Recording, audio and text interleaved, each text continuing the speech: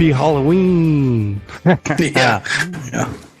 Welcome back. I had a music box that I was going to use for that, but it sounds like it's hurting the damaged eardrum you have. So, Oh man, welcome back to another episode of Red Hill Racing Podcast. It is Halloween night, and I'm not doing a spooky voice. Somehow I'm losing my voice again. I don't know.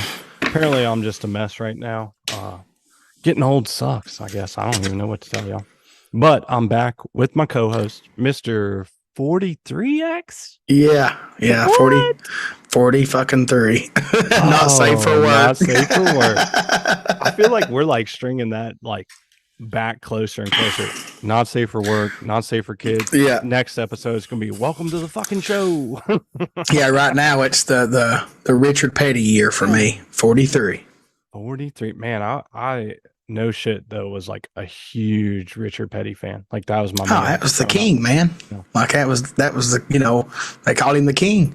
The only person that, in my opinion, that was as good as Dale Earnhardt, and it was kind of almost like one era was ending and another one was beginning. Yep. Yeah, 100%. Yeah, I mean, it's like crazy. Like if you compare, hell, I don't know, Mike Konopacki and me. You know what I mean? Like his era is ending, and then here I am. Well, I mean, you might not like hearing that. He just did go racing in the world final. Well, I mean, he's getting older, He ain't hitting it like we all used to, right? As we all do. Right. Yeah. I mean, we're doing what he used to do now. Yeah. You know what I mean? Well, I used to do what he used to do. I don't do it now, And realistically, I mean, I don't know how old Mike is, but I probably won't be racing when I'm his age, So, man, I hope we're just sitting back watching people race at that point, to be honest. Yeah, I mean, I'll probably be sitting at the racetrack with a couple of tables set out, slinging some parts, and maybe helping some people. Or I don't know. I don't know. Like, hopefully, that's like 20 years from now. We'll figure it out when we get there, right? Yeah, no doubt. Yeah, man. You know what's crazy is like, I remember growing up sitting in my dad's lap in the recliner watching NASCAR, right? Like every weekend. And it's like, yeah, I remember I'd wake up, because naturally I'd fall asleep, during 3-4 hour race. It's like, I remember like falling asleep and waking up, and like sometimes Richard Petty or Dale Earnhardt or whoever was Terry Labonte. He was a good one back in the day. But sometimes whoever was leading had done lapped everybody, or was leading by like 15 seconds, And it's like, to me, what I'm getting at is like, we never stopped watching it. And other times, it'd be a fight to the finish, battle down to the finish. But it's like, it's just wild that like they have gone so crazy on trying so hard to make every race so close. And it's like, but I don't think people ever stopped watching it back then, I mean, I remember when I was younger, I wasn't a kid, but I remember on, NASCAR weekends on Sundays, it was soup, beans, cornbread, fried taters, and greens. And we eat that while we watch NASCAR. That's what we did. Like at my dad's house, that's what when I was at his house that weekend, that's what we did. And we would watch the whole damn thing. That's what I'm from saying. Start to end. Never turned it off, even if a guy was just donkey stomping people. Yeah, no, we never did, because there was some kind of action. It might be guys back there behind them racing for something.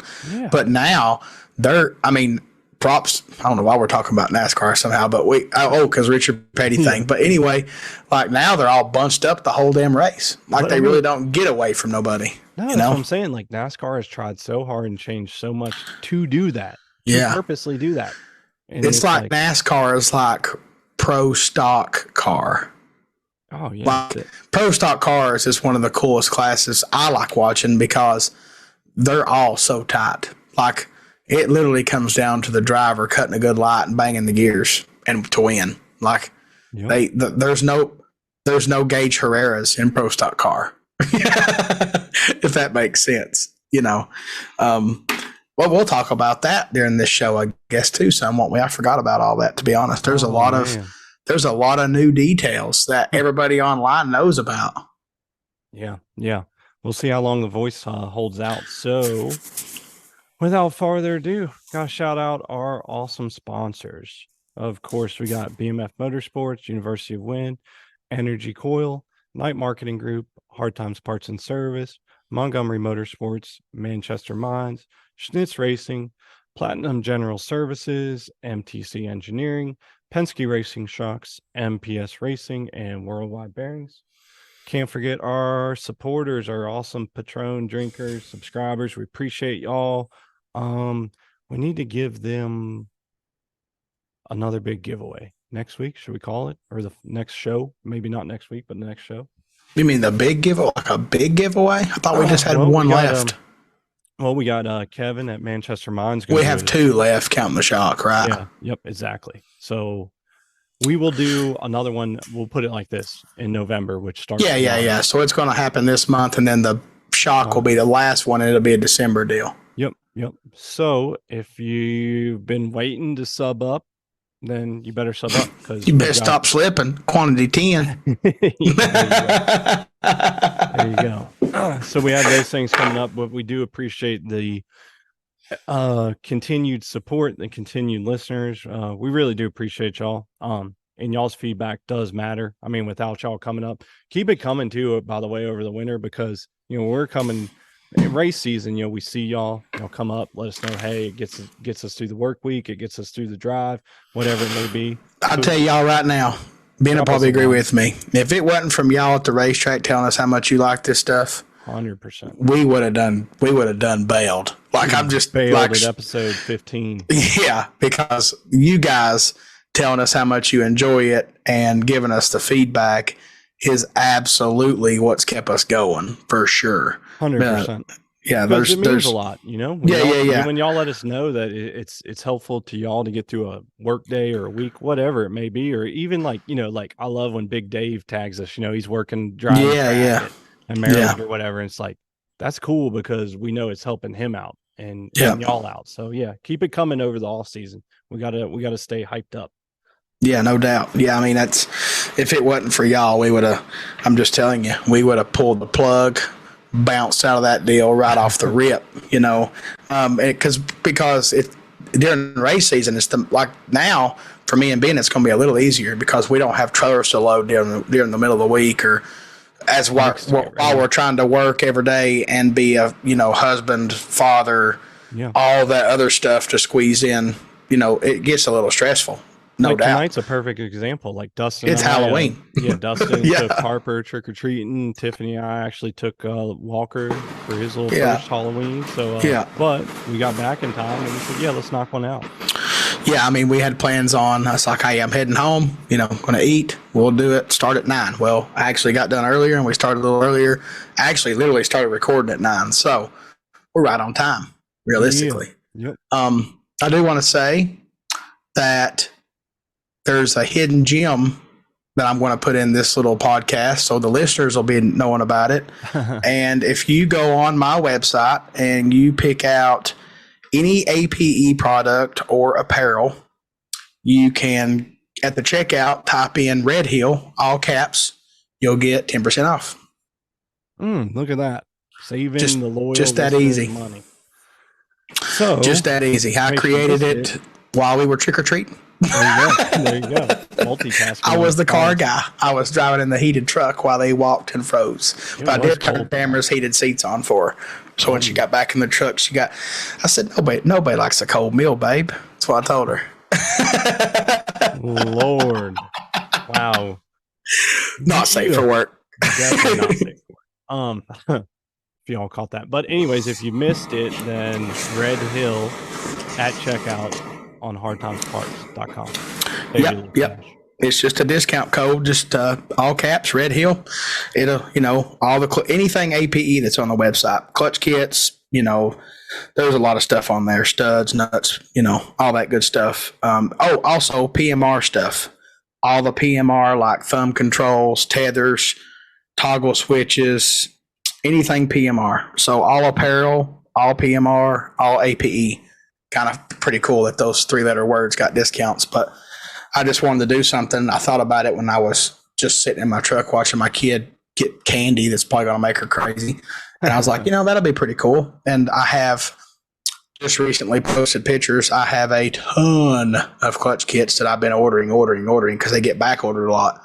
And so they're stocked up right now so that you can get them if you got racing left, or you can get them and save some money and have them for next year, whatever you want to do. Get ready for next year. That's what I do, but yeah, exactly. Stock up, for sure.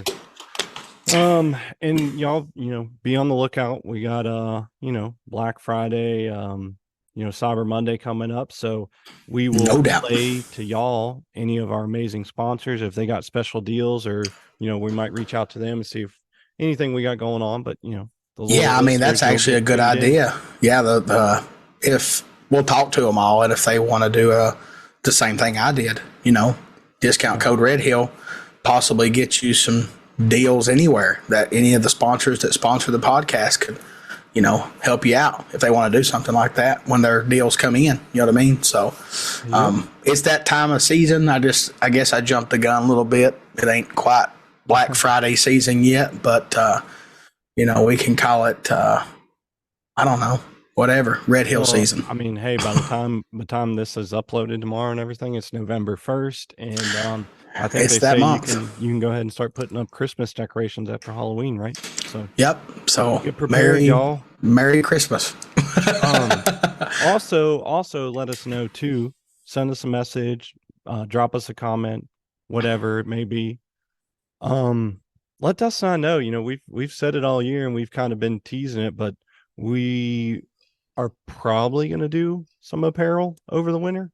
Red Hill only. But let us know if you'd be interested in that, because if a bunch of people start saying, yeah, we want to represent, then that'll give us a little kick in the ass to, get it done. We do have obviously some cool ideas. So, and I mean, I do, have a lot of stuff that I need to get rid of. And the reason being is I want to stock back up on some stuff, but I'm trying to make it worthwhile, not just do it and have a ton of one thing. Because of course, Tiffany's FAFO t-shirts just blowed off the shelf so quick. I run out of them. I've still got some of the big boy sizes, but the average, 1X stuff and down's gone. Like they got cleared out quick. And if you're not needing any, big parts or anything, definitely get you some apparel for Christmas. There's still I didn't even think about that. You could buy a shirt and give it to somebody for Christmas. It's a great idea. They're on Dustin's website along with redhillracingpodcast.com. So all right, enough sales pitchy stuff. We don't want to make it a sales show. Of course, we do love selling stuff for our businesses and our supporters, so don't get that twisted. I kind of wanted to wait to the end to give that little discount deal, but I was afraid I'd forget, so I figured I better go ahead and get it out. No better time than the present. All right. What are we talking about? Do you want to talk about SDBA first, or NHRA, or let's get my crap over with. Yeah, and you go ahead. My voice needs a rest. It's that's what I was about to say. Puberty. Yeah, you'd be drinking. Midlife puberty. You need to drink you some like green tea or something, or bourbon straight. Yeah. So typical SDBA, we have shootouts on Friday night, and then Saturday you have all the the normal classes. I want to just kind of run through them. We had 3 shootouts. Personally, I was supposed to be in the 560 shootout and the box shootout. And then I got there and my bike still was unaware if it was fixed or not. So I decided to yank out of the 560 and go to no box. A perk of that was Sonny had made no box shootout all run. So potentially more than 16 bikes also potentially means more money to win, right? So I was like, if I want to gamble, let me gamble on a bike, the Trunchable, that I knew would work and not let me down, not gamble on a bike that I didn't have no faith in at the moment. So I pulled out and went to the box and no box.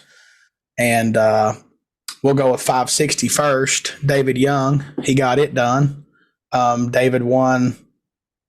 I can't remember who he raced in the final, which is bad, but I was busy doing my own thing in the shootouts. But I know David won because David came up to me and told me he was in the box and the 560 final, and he was trying to pull a Dustin Lee and double up. And I was like, well, you kind of got to race me in the final of box. So, I'm trying to double up. That's what I'm trying to do. But anyway, man, I do have to say this, that The old two-tone. I pulled her out of the trailer. Same setup that we had in it when I was at the bracket finals. The only thing's different is it's a new tire, and I cleaned it. Didn't touch the box, didn't touch nothing. It was trip zip off the trailer. I'm like, wow. Like, what was the odds of that? And as Uncle Walt would say, that's a good girl. Yeah, that's what I said. Like, I was like, when I got the ticket, I'm like, damn, like, you showing out now. This is crazy. But I guess a little bit of it was me. I done my job too. But, the bike was nothing changed. I mean, it slowed down some because it was a lot warmer. But, nothing different. We dialed, it went like a 61, which we dialed that over the weekend was the bracket finals. We just ended up at a 51 before it was over with. But it did great, man. It patted the box a little, run right through it, stuck it in the final of box. And then meanwhile, the Trunchable, I think my worst light in no box shootout was like a 20 or something. It was 02 something. And a lot of 01s. I think I had one 00 and the rest of them were 01s. Man, it went all the way to the final as well. And the coolest thing about no box was, and Bing, you're probably not familiar with it, but I raced a guy on a 1100 Katana stock, like still had like stock mufflers. It was stock, like stocks, everything on it, signals. Was it Warren? No. Warren rides he used to ride a Bandit, but now Warren has a Busa. But this was but this guy's a lot like Warren. Like he's that generation of racer. You know what I mean? And I was like, this guy's got to be good. Like he didn't just get here on he didn't go through 20 something motorcycles just on luck, So right, yeah. I was like, oh boy, good. He's got to be good. And the first thing I asked him when we got up there was, hey, does the windshield still roll up and down? He was like, yep. So the 1100 Katana, they have a motorized windshield in the front of the bike that rolls up and down. And that's why, my dad owns a salvage yard, guys. So I had fixed or worked on a mini of 1100 Katanas in my day. And that's funny. It's one of the coolest things that the windshield rolls up and down. And he was like, yeah, sure does. I'm like, that's so cool, man. The second thing I asked him was like, do you want to split this up somehow? That's how I am. I'm a splitter. And we did. And to me, the most non-shocking thing of it all was we go up there and he's a little slower than me. I think he dialed like a 725 or something. You're talking a stock, late 80s, early 90s motorcycle. They're just not fast, But anyway, he leaves and the separation was enough that I could kind of watch him leave. I had a couple seconds to worry about my side. Right. And bro, it was yellow when he left. Like it wasn't green, it wasn't going green, it was yellow. And I was like, oh my God, he just now destroyed the tree. Like there was nothing left. Like I don't even know what bulb I'm going to get to hit because he took it off the hinges. But he was 006 or 4. Oh, and wow. I looked over at my side. I looked over at my side like you going to have to get it, boy. Like you going to have to, it's this time. And I was 01. I think I was 16 on the tree. And as soon as I threw the lever, I'm like, oh, I'm going to catch him. And I tuck and I slide back when I hit second. I looked up and I said, there ain't no way I'm going to catch him. And hit third and I'm like, this just not happening. So I got about 15 foot from the stripe and just rolled out and I was dead on. And he went under. And now I'm talking, I think I was like 018 or 02 behind. So I think he broke out by like 15th hour or something. It wasn't much. And it was a great race. And another cool thing was kind of before I get to finish my story is the next day, I don't know if you guys know Kevin White. Kevin White has a 600 Katana with a Busa motor in it.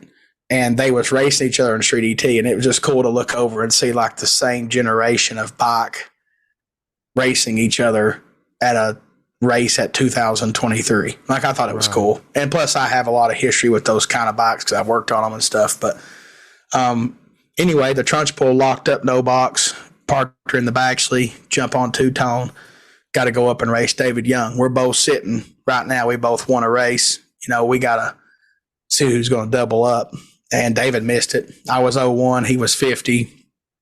About mid-track, I looked over at him, and he was spraying me. I could just tell the way he was pulling because I knew he wasn't going to out-mile and iron my bike. And I still took 002 stripe, and I had enough room on the tree to still take stripe and not break out. I was dead on. And got me a couple of gamblers race shootout wins, which was pretty cool. I sponsor them, so I always like doing that. Feel like you're winning some of your money back. You don't have that problem at SDBA.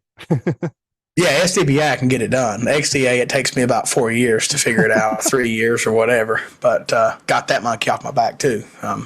Still love going back and watching Racing the Lenses videos here the past week just to see me get that done, because that was a big burden for me. Then we move along to Saturday, and Saturday we had a good friend, customer, cool dude of mine that you know as well.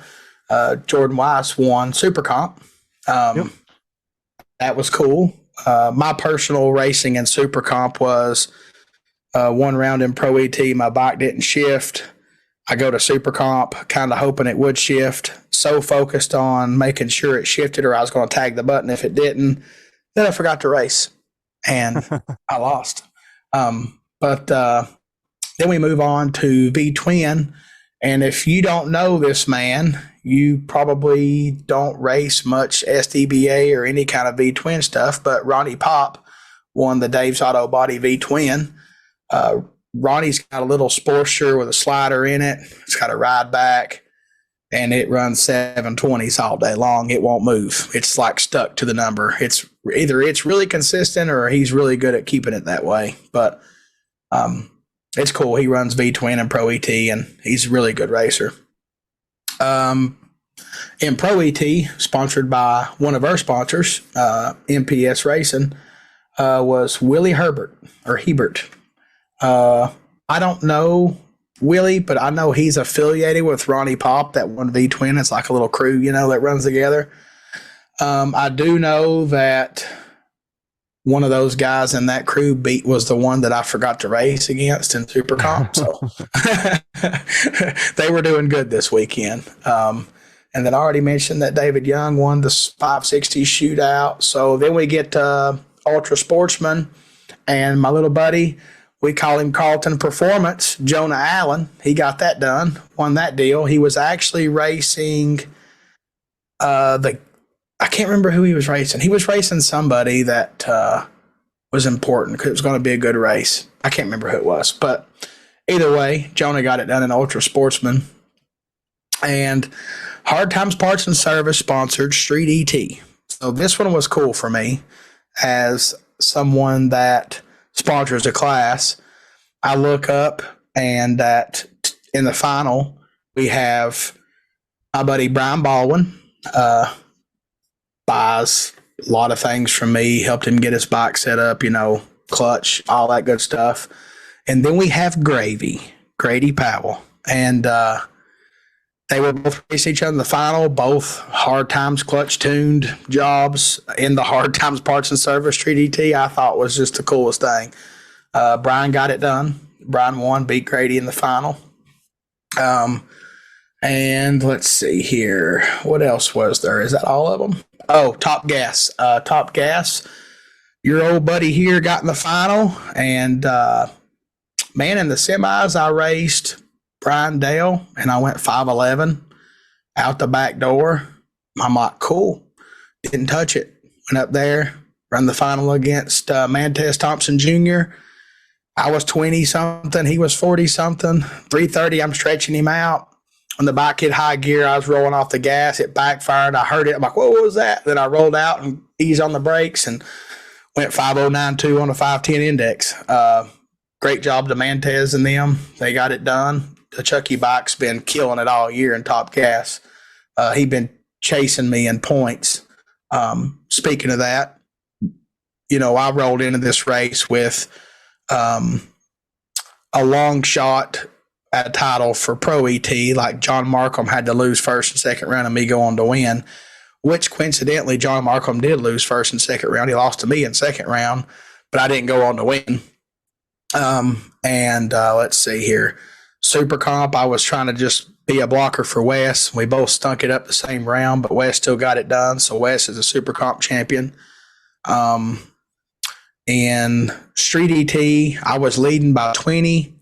I had to I won first round, second round, had to race West third round, missed a tree, got beat. and old Gravy snuck in on me and sealed it up with a little help from his teammates. He got it done.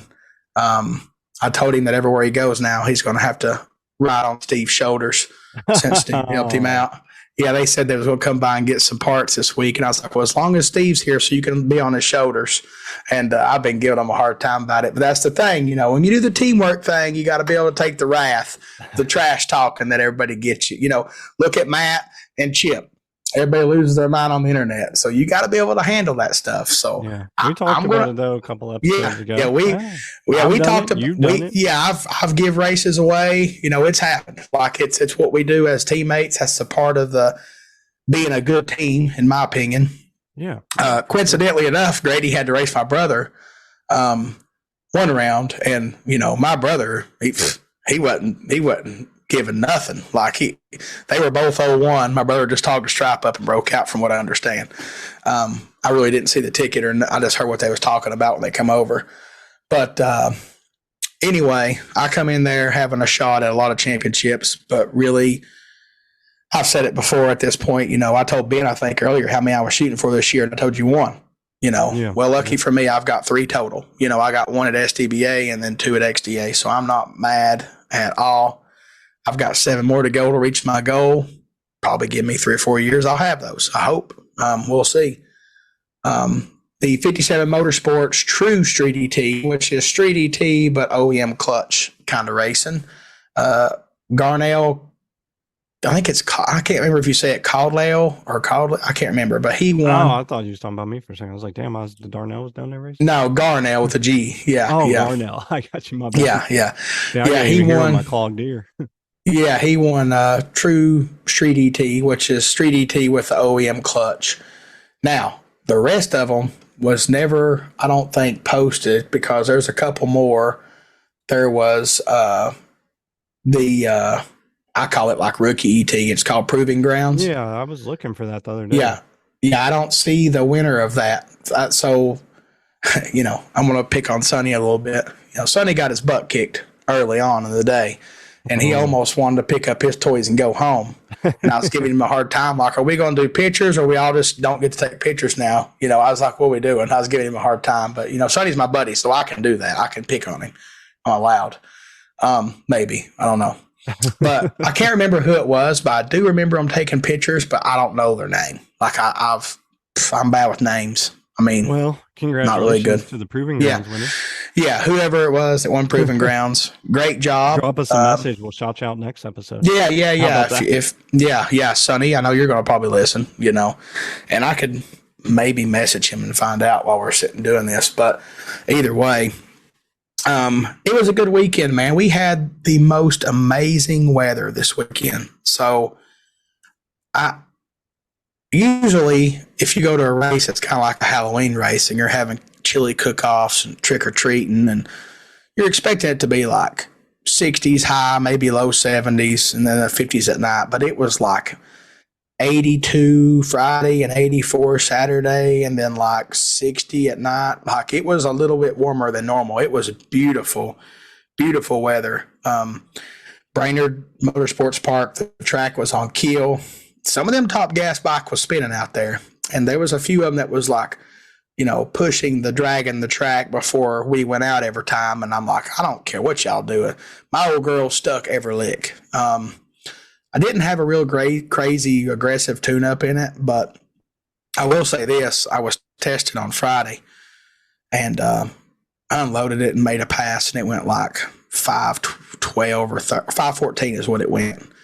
I'm like, you know, it's close. I won't make another one. That's good enough. And then Saturday, one of my qualifiers, it was the most gnarly, aggressive 512 pass I've ever been on. And I think it was because I didn't have a lot of power up front, so the bike didn't have a lot of wheel speed. So when it did get nitrous, it was really doing something because it didn't have enough wheel speed.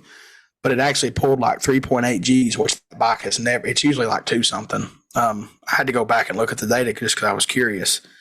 But it was a beautiful, beautiful weekend. The track was great, in my opinion. They done a great job. I never spun. Bikes went down Broadway every pass, running probably 120, mid 120, 60 foots, with me kind of staging deep, not shallow. So probably low 120s actually if I was shallow.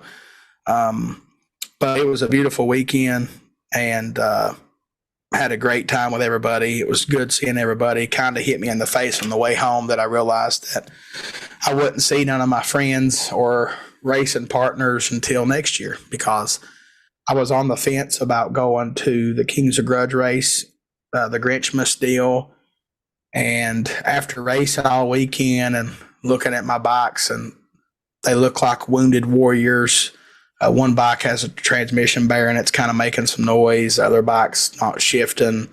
Other bike's got a leaky master cylinder. And then I look at myself in the mirror and I'm like, I'm tired, boss. So I've decided that I'm going to just call it a season and start cleaning my garage up and getting some stuff organized and getting my parts and stuff straight and start motorcycle work. Getting these bikes looked over and things serviced and changed and ready for 2024. It's my plan. Man, 2024. That might be the first time I've heard that. Yeah, it's coming, man. Quick. Real fast. We also, I guess we're going to talk about either NHRA or the World Cup. That's two big things. So the NHRA was in the past, kind of. So I guess we could talk about it. Then we'll do World Cup last because it's in the future, like it's happening this weekend. In the future, yes. Yeah. Is. So it's a predicting, discussion versus the NHRA would be more of a this is what happened deal, right? Yeah, we're gonna try our hand at a prediction contest once again. We'll see how we fare this time. So the NHRA will be two parts. We get to talk about World Championship motorcycle drag racing, pro ET motorcycle, pro bike, and we're going to get to talk about NHRA Pro Stock, and we're also maybe talk a little bit about where Erica Enders is the baddest bitch at the racetrack, apparently. Right? Did you see that video that I shared? That is like me and Tamara was watching it, and we both just busted out laughing. Just because the dude said it on like the camera. You know what I mean? Like I just lost it. I was like, bro. That's Richard Freeman, man. He don't give it 3F. I don't know who it was, but I just thought it was hilarious. No, I'm telling you, that's who it is. So you don't know who Richard Freeman is? No, I don't keep up with it. Like I don't keep up with names. So he's he is like the elite motorsports owner. That's him. Oh, okay. So I see a lot of 00 shit show stuff about they post a lot of stuff about like it's some woman that helps Erica or she's no help or I don't know what they're saying. That's her sister, dude. That's Courtney. Come on. Oh, okay. I feel like somebody who would who's into street outlaws and stuff would know. Man, now I got to educate you. So I guess you haven't seen the little video that Flow Race actually it was like a short movie. You need to check that out. Flow Racing put it out. I think a couple weeks ago. Is it on Facebook? It was actually, believe it or not, I did watch it on Facebook. I don't know where they posted it otherwise, but yes, it was on the Flow Racing Facebook page. And dude, I'm thinking it was like an hour long. Oh, it's a fucking movie. Courtney and Erica movies. But it was posted top 10 Flow Racing. It pulls up sneak peek at the Flow Racing documentary on Erica Enders. Yeah, dude, watch that when you get a chance there. Or anybody. Found it very intriguing because, obviously, if you haven't been living under a rock, the sisters had a movie made about them, a Disney movie. I mean, you have talked about this. I watched it when I was younger. Yeah, exactly. The Junior Dragster movie. Yeah. So now they have this current version where there are 0 Fs given, so it's really cool. But anyways, so Dustin Richard Freeman, he, is whatever owns Elite, which has all the pro stock cars. They have a marijuana cultivation processing center. There's like a video right now on this Facebook link that's playing stuff in the background, and when you said marijuana, it popped up like an indoor marijuana deal. Yeah, it's called Speed Queens. Is what it's called. Exactly. Speed Queens. Y'all check that out. I thought it was entertaining and interesting. You kind of got. I'm gonna watch it.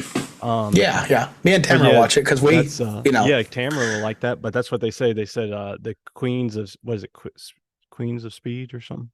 The Speed Queens, the Ender's Sisters story is what it says. And then Courtney says, we got the weed and we got the speed or something like that. Yeah, it says 2 sisters, 2 racers, 2 Disney princesses turned badasses is what it says. Yep.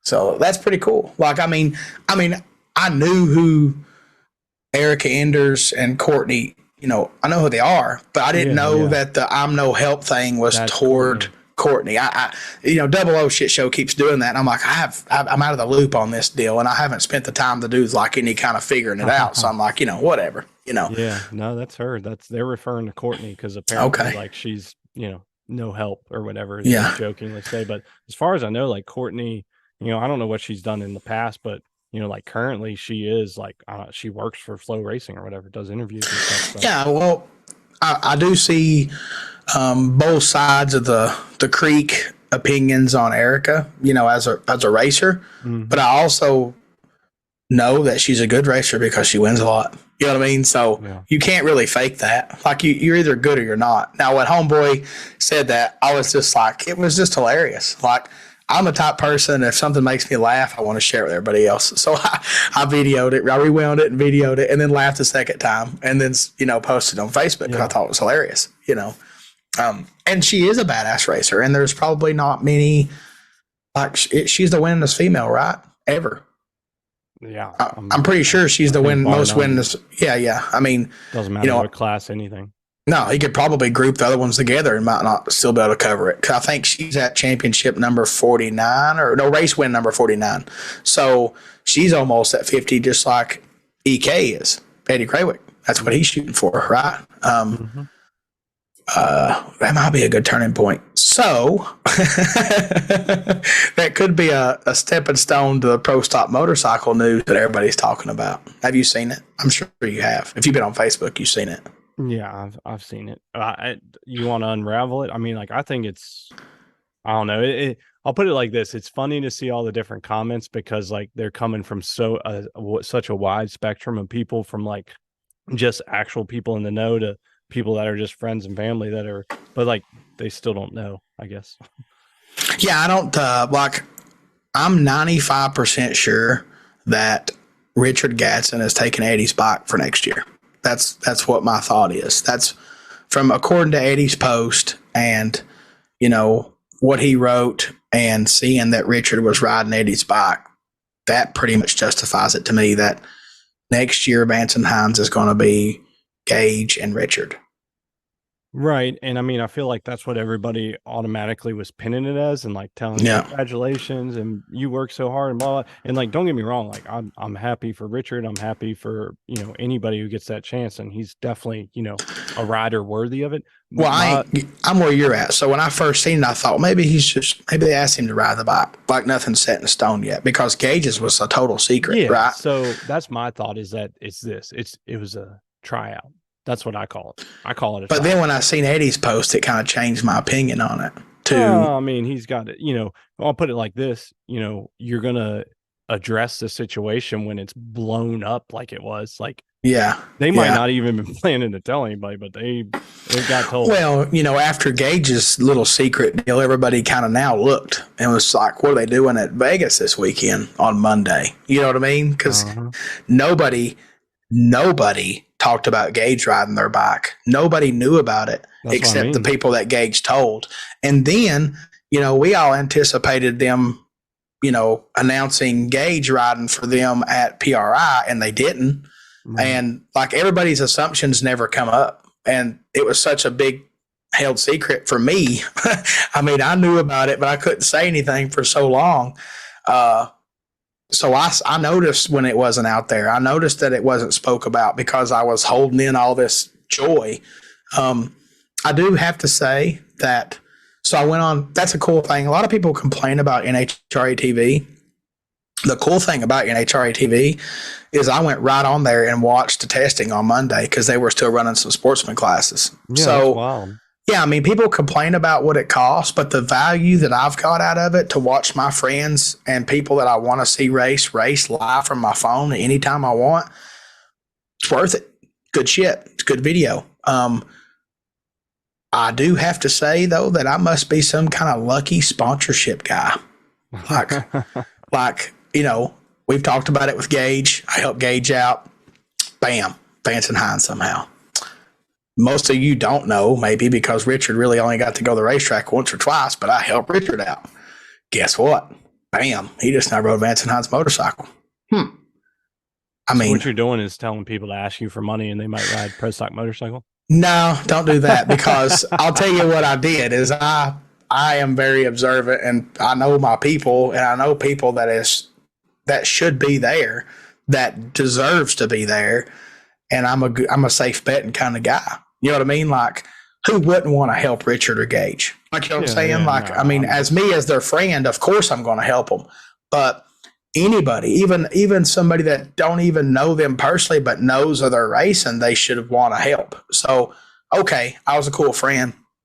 I helped them because I know it's their dream, and I think everybody in life should try to get a shot at their dream. So I did that, but it's just so cool that it worked out twice, possibly, that both riders that I helped out for like a little short, like just like the end of the season deal, pushes them right into the baddest team. You know what I mean? It's crazy, but I want to toot my own horn, I guess. But I'm very proud to see them chase a dream and potentially, live their dream. That, like me and you, like our dreams are a little different. Like we don't have a dream to be on a big stage or to race a pro stock motorcycle or to ride even pro street, really, because for what we love doing, it's more of mingling with the average people and racing with, the normal people like ourselves in bracket stuff. That's what we like doing. Like what I do. Well, and I mean, here's the thing too, and we went over this a long time ago, early on in the year when we were talking about pro stock motorcycle, but we'll hit it again because maybe not everybody heard that. You and I know how pro stock motorcycle works, and what I mean, it's expensive. Yeah, exactly. What I mean by is it's expensive. That's it. A lot of people don't quite understand that, like, most of the riders that race pro stock motorcycles, they have jobs, like they do. Okay, so most of them have sponsors or coming out of pocket or both. Like, I mean, we can go down a list of, like, a perfect example: Eddie Craywood, Andrew Hines. They have full-time jobs, and this is not to race motorcycles. Yeah, they work at Vance and Hines. They work, Eddie's in charge of like all their ass off. And, they work like crazy. They just happen to be in a job where it lends themselves to ride. But they also they basically have two jobs. They have Vance and Hines, and they have Vance and Hines pro stock team. Maybe even more than that, because they got dirt track teams and they got a lot of stuff going on. Those guys are busy. So just so you all know, and I feel like that's a misconception. Yeah, don't think that they're just propped up and they got this big rig and all they have to work on is motorcycles. Because to be honest, Eddie has done things for me in being racing. They do it. I mean, probably a lot of the guys that bracket race like Pro Street or all that stuff most likely use their heads. You know what I mean? Like, it's an elite company. Yeah. So I mean, and to me, that's the misconception. I mean, you got like, excuse me, trying not to lose my voice for y'all or sound too terrible, but you have like Matt and Angie. Okay, they race full time. But that being said, there's a lot of work to that with sponsorships and stuff, and that's been a huge topic of for our school members in University of Wynn the last 2 weeks, and probably for the next week or so as well, because sponsorship, I mean, there's a lot to it. It's not just getting money or free stuff. Well, you got to do work.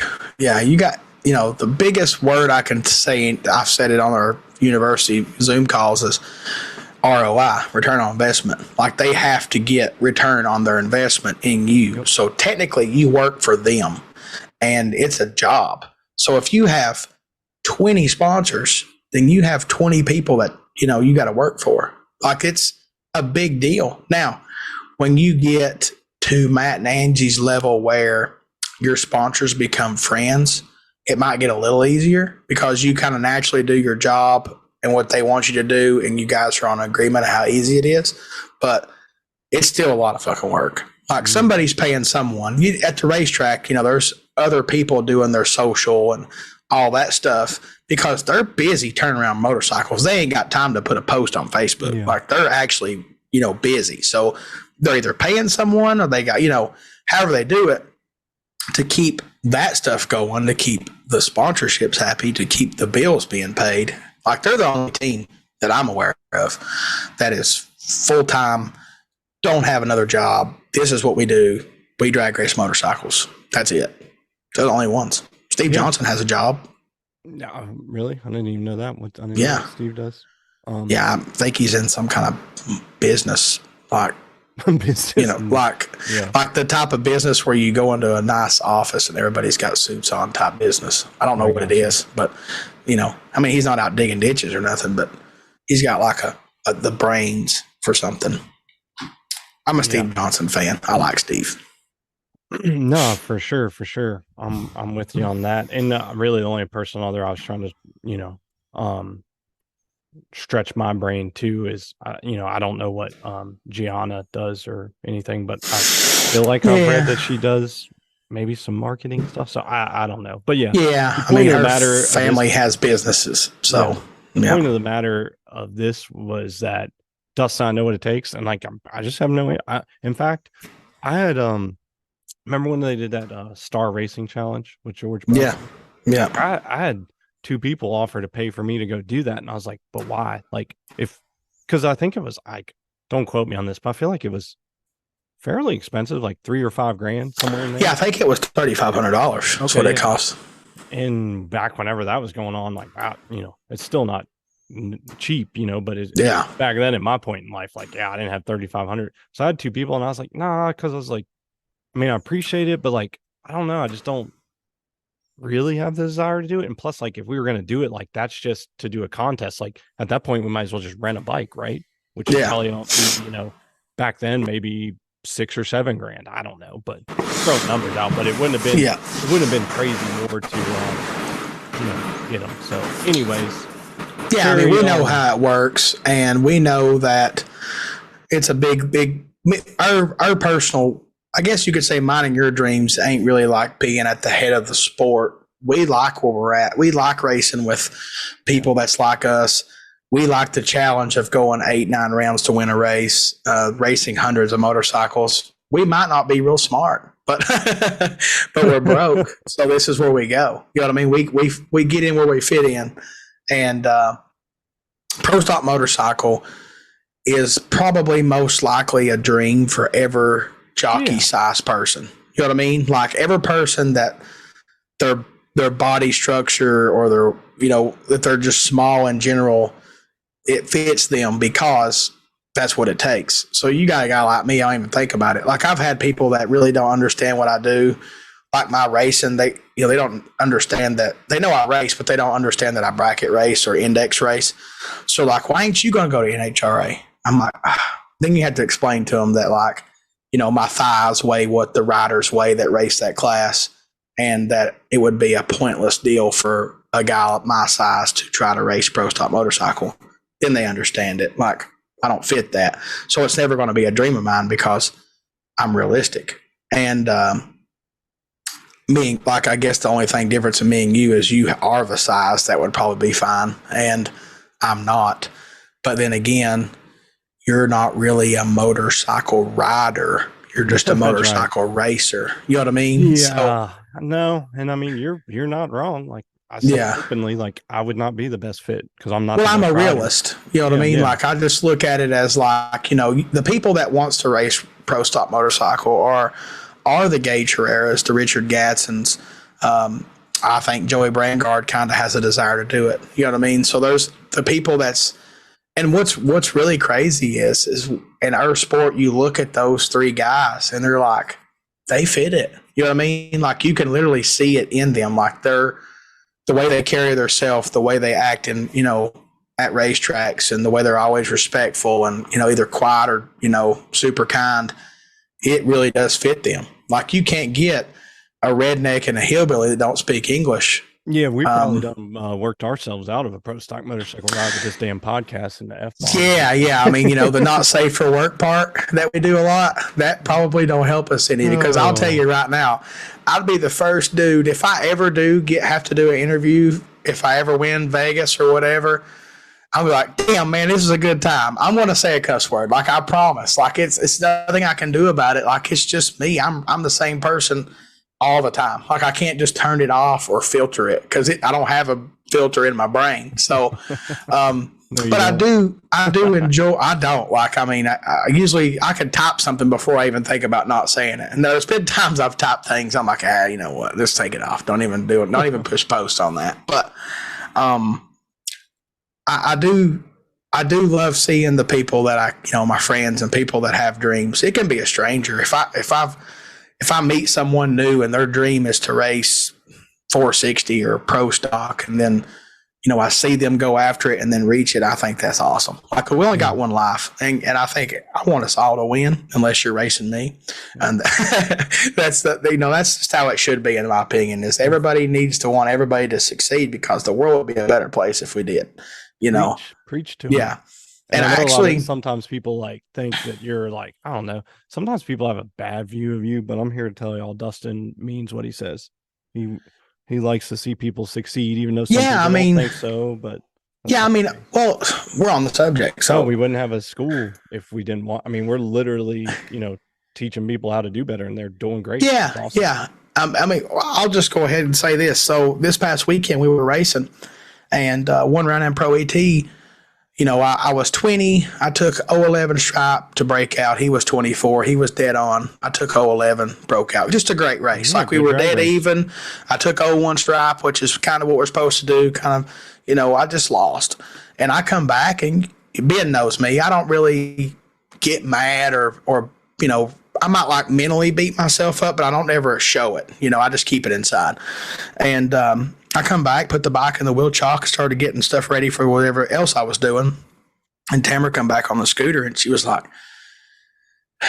don't know why it bothers me, but everybody always cheers when you lose. And I was like, babe, in 2013 or 14, people cheered when I won. I said, what happened for what Tamara sees is me and Tamara have not changed. We still feel like we're the same people. We I personally feel like that I'm just like everybody else. I don't feel like I'm better than anyone or above anyone. I said, but I have learned how to handle that, because used to it did bother me. But now what I do is I take it as a compliment that 100%. They're excited that they beat me. Right. So, and I also told her, I said, usually excitement is followed by fear. And just like anybody that watched football, right? So when you watch football and you want your team to win, and they take it, the other team has the ball and they get an interception and run for a touchdown, people lose their mind. They're screaming at the TV, excited, jumping up and down, because they was worried because the other team had the ball. They were about to maybe make a touchdown. You know what I mean? So I told her, I was like, don't let it bother you. It don't bother me. I said, that's just the way things evolve. Like when Dustin was just racing, trying to find his first win, when I won a round, people cheered. But when you win a lot, they don't cheer no more. And it's just the way it is, right? Well, it's the way anything is. And here's the thing.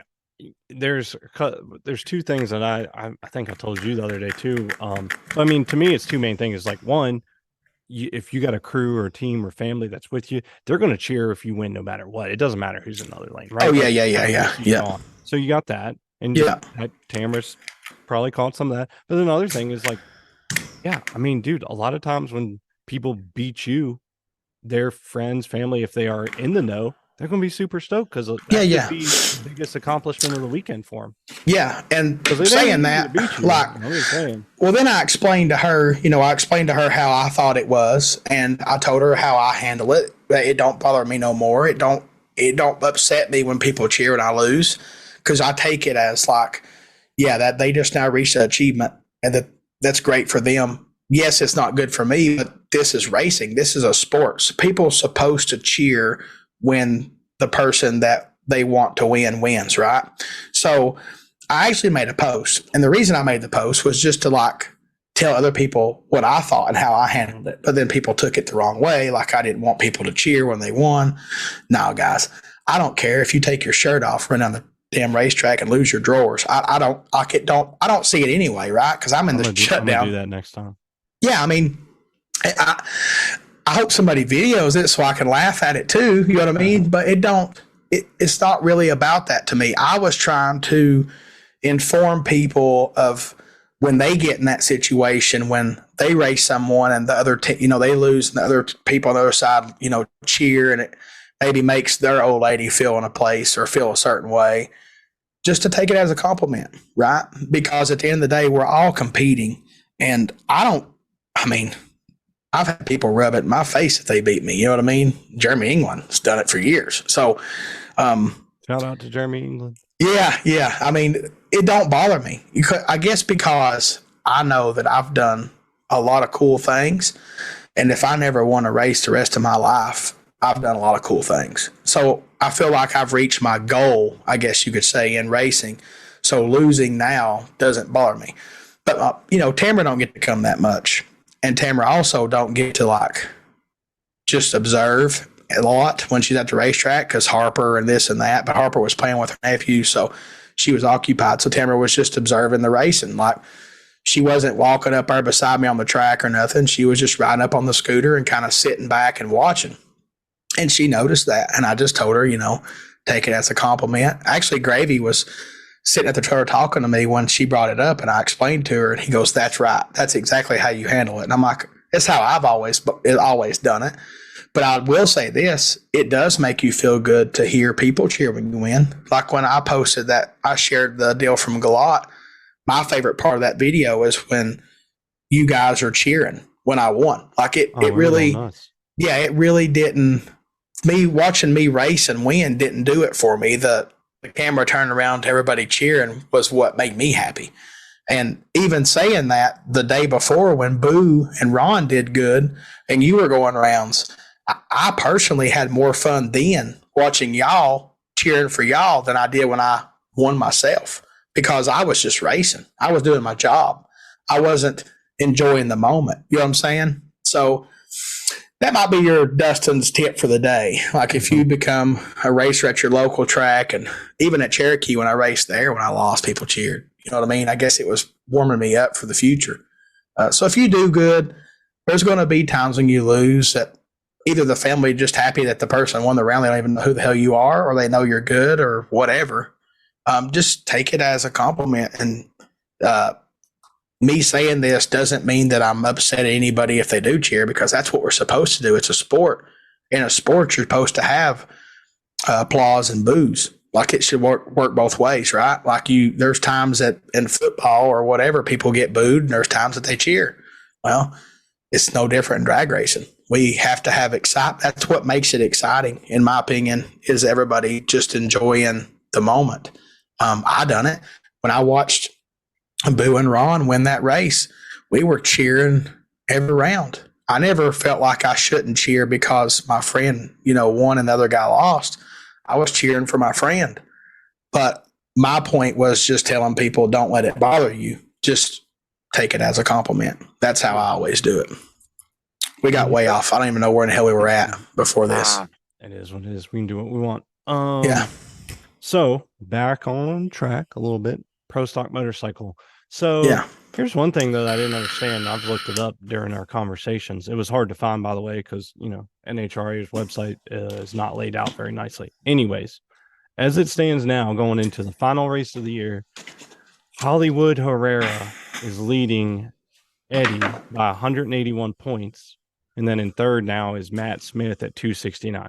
So the only person that can, well, here, I'll put it like this. They're pretty much calling Gage a champion already. Well, no, here's what I'm confused about, though. I mean, like, I guess the technicality, but nobody was like, hey, like Gage is, won, blah, blah, blah.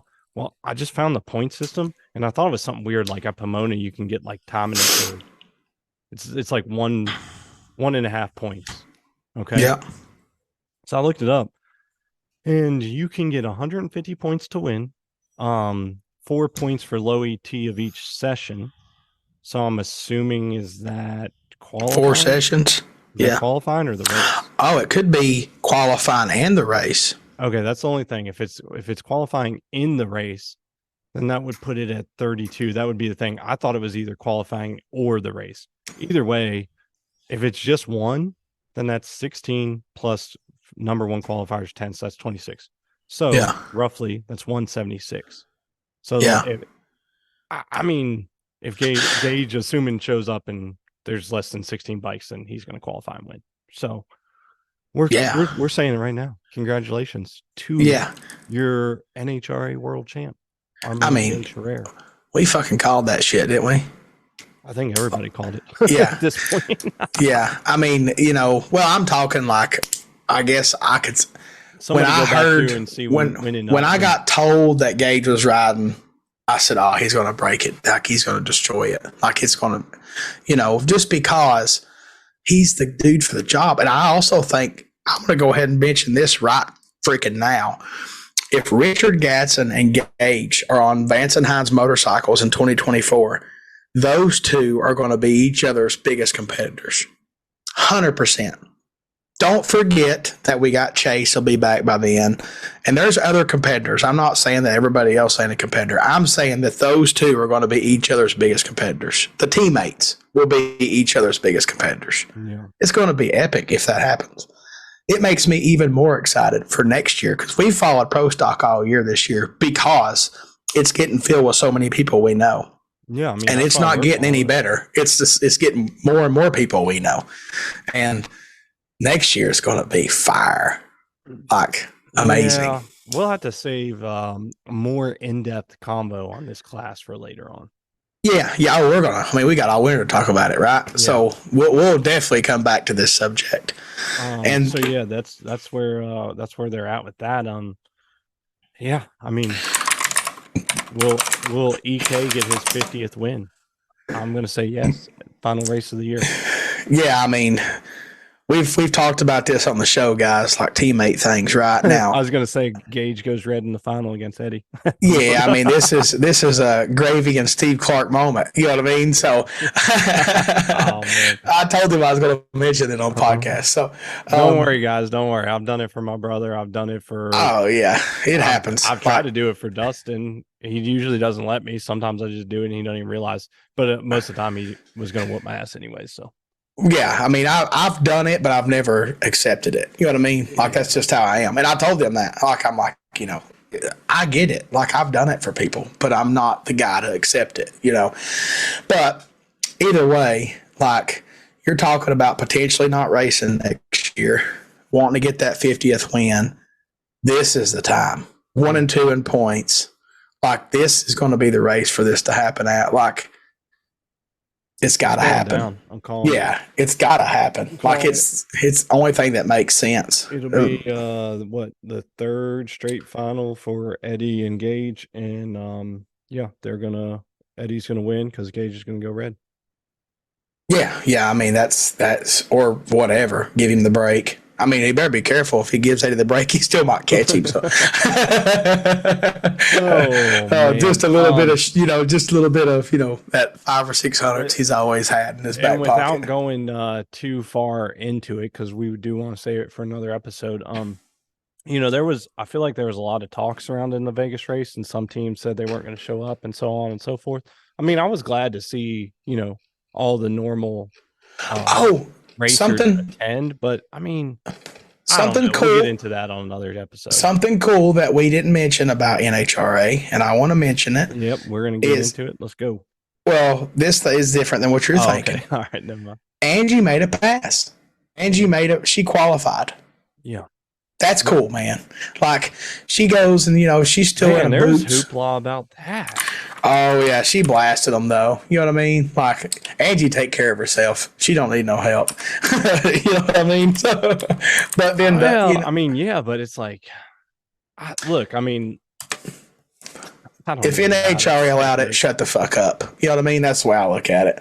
Like, if one of the most strict series there is, the most strict rules, strict everything. I mean, kids wear Honda devices and juniors, like they have a rule structure that's tight. I mean, at the bracket final, they're repoing people's helmets if it ain't good, right?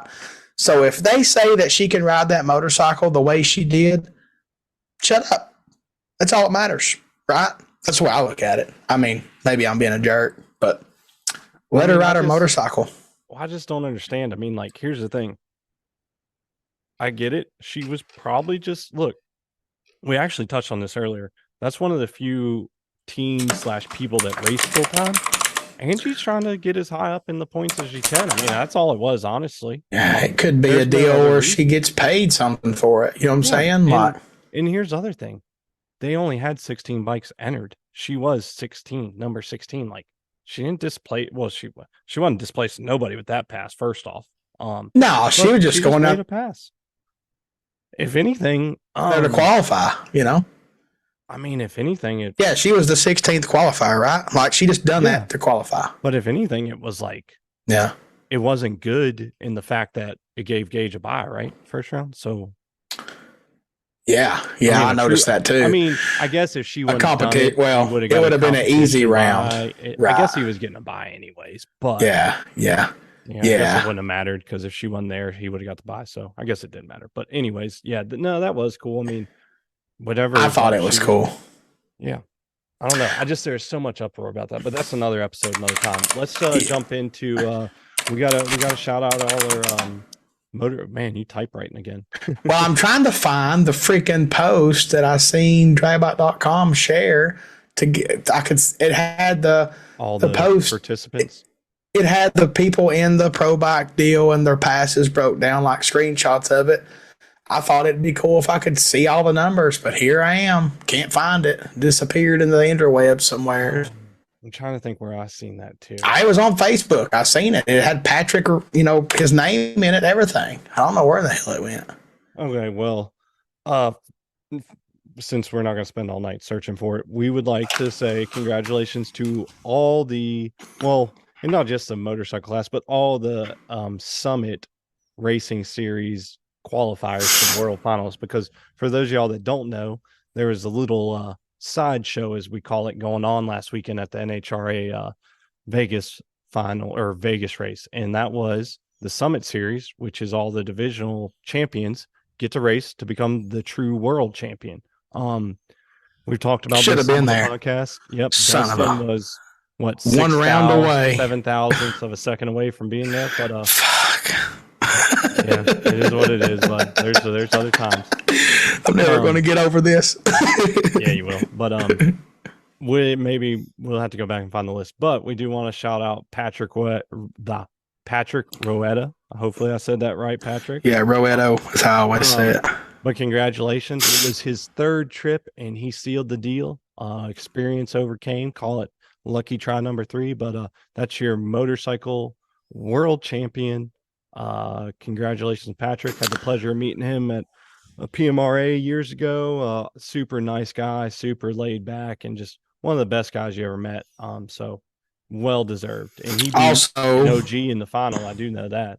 Oh yeah, he raced Mike Konopacki in the final. And while I'm looking for the results, I can continue talking a little bit because it's driving me nuts that I seen it today and it's gone. But a friend of mine that I know, and Ben knows him too, is Jason Narch. I can't remember how they say his last name, but either way, he had a little spill first round, and he got some minor broken bones in his feet and ankle, I think, or something. And but he is on his way home and doing good. He actually liked my comment on his post, and I was praying for him and stuff today. So there's been a few live videos and all that good stuff. We never want any of our buddies or anybody go down. Like, we don't want to ride her down, right? So the bike didn't look that bad from what I seen. Just cosmetics and handlebars and a foot peg, and actually it looked pretty good in my opinion for what it went down the quarter mile. But he got beat and banged up a little bit, but he's good, heading home to heal up and lick his wounds and fix his bike and go back at it and try to get back out there. Because if I know anything, I know he's a good racer, and he's probably going to come across this opportunity again. And hopefully he does get it and he goes back, and maybe it'll be his third time will be a charm, because he's been twice now. So I'm all about doing it for Dale 3 times. That's what it takes. That's what we got to do, And I've given up. I'm not going to be able to find the results, which is bad. I probably have it. Division 2 participant. Yeah, I know who it was, Santi Rodriguez, but I can't remember. I know that first round, he was a little late on the tree, but I don't know who was racing. I can't remember. You were talking about the round by one. Yeah, I just said I was going to shout out everybody who was there, but I got you. I didn't pick up what you was laying down. You was trying to do round by round results. Yeah, but it's crazy because I seen it today, and I was like, well, that's cool. Like, that's right there, and it shows his road to the winning. and Drag Bike shared it, and then now it's just like gone, like vanished into the interwebs. I don't know how it did that, because usually you could just type it in or go find it right there, but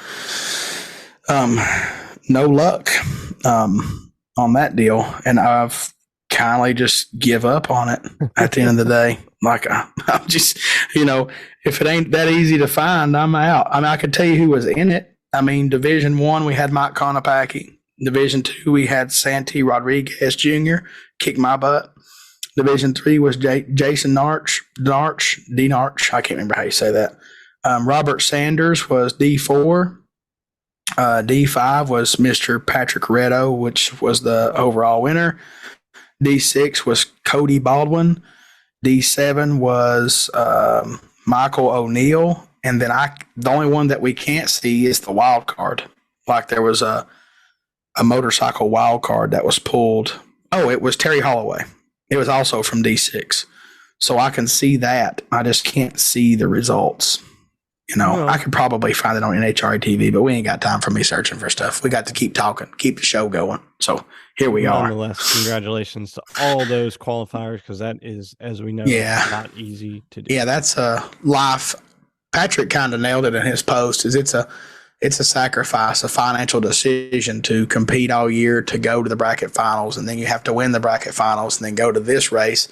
Then you have to win this race. So it's a 3-deal process, and it ain't like you can just go win a race. It's a qualify to go and then win and then to go. It's a big deal, and I want to say that most likely the most sought after achievement there is. I think so. I do think that for one race, it's probably the most challenging to get, because you have to go through so much to get it. And unfortunately, in some places, it's harder to even get there than it is other places. But I also think that there's some other stuff that's hard too. You know what I mean? But it's for sure like one of the top things. I do want to say that IHRA, they impressed me. They got good media. They got good marketing. They got good footage. They got good results. They give everyone runner-up trophies.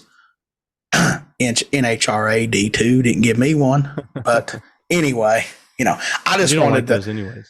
Well, I don't, but I also know that this is like, salt in the wound for me right now. So maybe when I'm 50, I can look up at it and get pissed off again. Remember, I lost by 006, but by 50, I'll probably have. It'll be packed a long way. I'll have a winner one to go with. I will say this. This is not something that I would want to do more than once. If I ever do win it, I won't do it again. Like that's one of them one and done type deals. You know what I mean? Like if you go and you lose, then you have to go back or try to go back. But if you ever go and you win, if you ever get to go to Vegas and you win, my personal opinion is I ain't going again. I'm done. Not unless I have like a lot of money and I can pay someone to drive my crap there and I can fly in, because that's like a once in a lifetime trip that you do, and hopefully you succeed and then you ain't got to do it again. I do know a lot of people that's done it multiple times. I have no desire to be a multi-time. None. Not a lick. I just want to check it off the bucket list and carry on my way. That's what I want to do. I don't know about you. That's what I want to do. I don't know. I mean, I definitely, that's the goal of mine, to go out there for sure. So we'll see. I mean, you never know. I could change. I could be like, I want to be the only one to win it 15 times or some bull crap. I wasn't going to call you out, but now you said it, I am going to call BS on that, because I could be that guy. I feel like after you win it, because I do feel that you will win it, whether it's in next year, 5 years, whatever. I will. I told you I would. You will. Yeah. So, but I feel like when that happens, you're going to be like, well, how many times has it been won? Yeah. That's me. Always looking for that next level. Yeah. I do agree with you. That's the first thing I thought of when I said it, was like, well, who's won the most? Yeah. How many do I got to win to be the winner of the most? I feel like has Tom won 3? I feel like. Yeah, I think that 3 is the most ever. And that sounds familiar. Has Roy won it? I don't feel like. I think Roy's just done it once. Yeah, I feel like Tom Clemmy stands out as So Gareth Shepard's done it twice, and he's like one of the only 3 men to ever do it. You know what I mean? So, and I don't know. I mean, I think Chad Isley's won it. I think Chad Isley's won it more than twice. See, I feel like that Chad Isley's in there. Stuff like I don't even know where to begin to search for that. Anyway, yeah, I mean, well, that's what I'm saying. Like, we'll do some searching and try and figure that out. Yeah, for next show we can gossip about it or something. Okay, so let's wrap this up with some World Cup. Oh man, like guys, give me Pro Street Racers some love, because we do enjoy watching you crazy Pro Street Racers. So yeah. In case you're under a box, it actually goes good with what we were just talking about. Qualify. So World Cup, if you're not familiar, it's a big car race that Jason Miller and his brother Chris Miller put on every year. I think it's in like 25th, 26th year, something like that. Anyways, 27th, my bad. Huge event, import versus domestic, big car race. But what was it? Probably, maybe 5 years ago now, something like that. They added Pro Street Motorcycle. But you have to qualify, and the way you qualify is by finishing in the top 10 in points at XDA and Pro Street. And then you're qualified, automatically go in. It's a big deal. You battle all year to get that top 10 spot. And then they also qualify and they race 8. So it's, 8-4 winner. So it's 3 round, but pretty cool deal, big deal. I know all the racers, really everybody that races Pro Street all year, I know they gun for it. So let's run down the list real quick of all the qualifiers. We got well, I hope you got that list pulled up, because I sure as hell don't. I'm doing some research while you're doing this. I did a little bit of work tonight. All right, cool. Jason Gearman, we got Justin Shaker, Kenny Brewer, Brandon Litton, Ryan RJ, One Stop Speed, Dustin's buddy. Then we got Jordan Haas, Darian Payne. Real quick, everybody say a little prayer for RJ's dad. Oh, yeah. He had a little spill at Piedmont, and he's got some broken bones. Yeah, no shit, but keep Bones in your thoughts and prayers. He's a tough guy. He's tough, and he's funny, and he's cool, and he's old though. So we gotta I pray him back to being better. You know what I mean? So yeah, let the OG Bones heal up. We want to see him back racing, because he's a hoot to be around. Yeah, they call him Ronnie Bones, so we need to pray for Ronnie Bones' bones. Yeah, exactly. Yeah, but good point. Yep, I'm glad that we did not miss that one. It just hit me when you said his name, because I talked to him earlier this week, checking on him. So yeah, good deal. So let's see, we had Darian, then we got Mr. Jason Dunnigan, Mark Rendeluke, and Rodney Williford. Those are your 10 qualifiers. So 8 of them will qualify to race on, I think it's Sunday. Yeah, Sunday. Yeah. This event is week long. We need to go there one time, man. We for me and you wants to, but then part of me is like, I don't want to be in that crowd. Yeah, I mean, we can be pit bitches. We got to. We could for sure have places to hang out. Oh, DME would have us just fine. We could do whatever we want for sure, but. I do want to one day go observe that deal, because it's a big deal, and I don't think the World Cup's going anyway. Yeah. Oh yeah. Well, speaking of that, y'all know that I watch a lot of YouTube, and I promise you that I'll be watching my homeboy Cletus McFarland. I don't even know him personally, but I feel like I do. Watch him every day on my TV. But either way, like McFlurry. I don't know what class they changed it to, and then the El Camino. It's going to be in some pro mod class now, because it's got a billet Steve Morris engine in it. Like, they put a carbon front end on that thing. They're trying to basically go as fast as the car can possibly go. Basically, they're shooting for the stars. They're going to probably get outrun, but they'll have a good time doing it, I'm sure. Yeah, there you go. And they'll be making YouTube content for sure. Yeah. So yeah, that parking started today. Tomorrow is testing and more parking. Thursday they start qualifying, as they're still parking. Friday's qualifying, Saturday's qualifying, Sunday's the race. So we've got these 10 racers. We're gonna try this pick 'em again. I'll let you go first. So we're gonna pick a winner? Yeah, or maybe a final. Call it a final. All right, I can call it a final. I call the final a pretty common occurrence, I feel like, recently at Maryland. Well, It's a commenter, not recently, but anyway, I picked Jason Dunnigan and Rodney Williford to be in the final. That's what I pick. Okay. All right. I mean, I always got to go for DME, and even though they're going up against the freaking king of Pro Street, I guess, I'd like to see him win. Have we ever mentioned about Rodney on here and the possibilities? No, but I was going to, but you can go ahead and share the Nah, man, go ahead. You cook that biscuit up. You go ahead. Bring it out. I mean, we go, that should be known. Okay, so hold on. Let me do my predictions real quick. Okay. I am since you took the layup, I'm going to take a half court shot here, okay? You get that analogy? Is that what? Yeah. I mean, you're going to get me by a point cuz you're going to go for a 3 and I got a 2-pointer. I'm going big reach on this one, but hey, it's going to be crazy weather, crazy fast conditions. I am going to call I'm going to go with a Jordan Haas and a Brandon Litton final, but I will say this. I think Rodney's going to I think he's gonna bring his he's gonna break the freaking internet, he's gonna bring his jewels in a separate trailer, and I think he's gonna run the fastest Pro Street pass ever. The reason that you think that is because all right, so excuse me. Now we're really putting on the spot. So Rodney has already committed. He said he's in. He's gonna jump on the podcast with us. And I talked to him, probably 2-3 weeks ago. Yeah, hey, but his only stipulation was. Yeah, I said, hey, man, Dustin and I, we want to get you on the podcast if you'd be willing. He said, yeah, man, I'd love to jump on. That'd be cool. I said, great. We'd enjoy, sitting down and having a chat with you. I think it'd be good, get another Pro Street racer in. And who better than the man Rodney?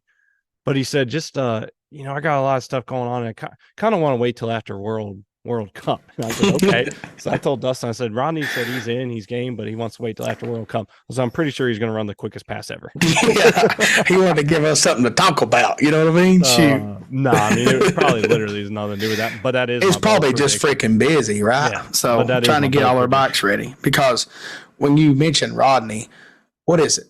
Almost half the field that's at that race is Rodney's people, his crew. So you got Brandon Litton, Jordan Haas, Darian, and them kind of. Yeah, he helps tune and stuff. Yeah, and Rodney. So yeah, I'd say you got 1, 2, 3, 4.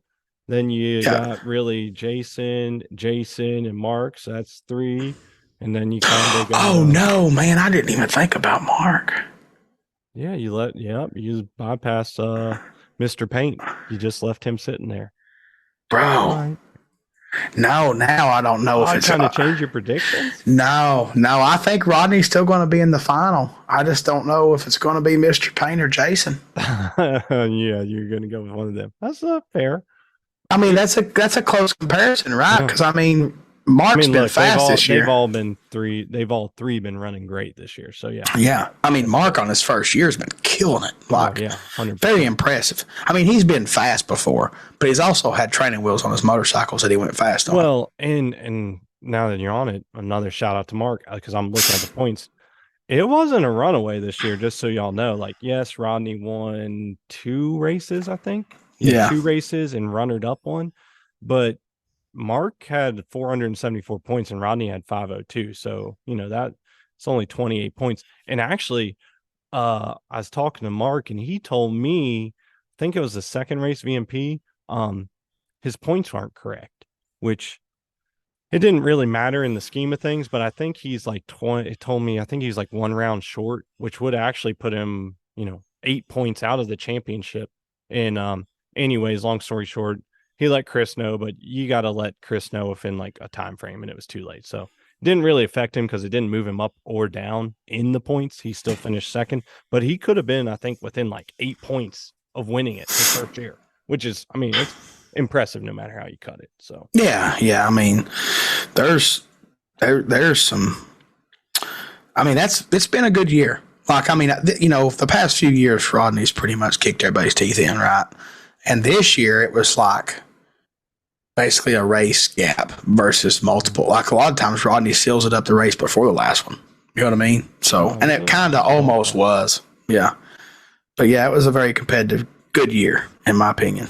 Yep, for sure. All right. Well, somehow, Mr. 43X and I had no set agenda. We did it 5 minutes before we hit record, and now we've given you almost an hour and a half of content. So we hope this scratches the itch you had. Right. Yeah. Yeah. Because it sounds like Ben's got one in his throat. Oh, I'm trying to get over this. Maybe by next week or whenever we do the next one. I don't know. Yeah. Get my ass kicked over here. I'm telling you. Yeah, you sounded perfectly normal when we got on the podcast again, before we start recording. Perfectly normal. It's gone now. I'm almost over this sinus, whatever. It's the vid. The vid. You got the vid. That's what Kevin Hart calls it. The vid. You got the vid. Who knows, y'all? But yeah, we'll be keeping an eye on the World Cup this weekend, and let's see, Pomona's not this weekend, right? It's in 2 weeks. Yeah, 2 weeks. I think so, right? Yeah. Okay. Yeah. So yeah, we will have hopefully might not be next week. Rodney will probably need a week off, but hopefully in about 2 weeks we'll have Rodney on here for an interview. Y'all keep us motivated and going in the comments. Send us messages. Hey, reach up, turn your volume down real quick a little bit. Oh, okay, go for it. Hang on a minute.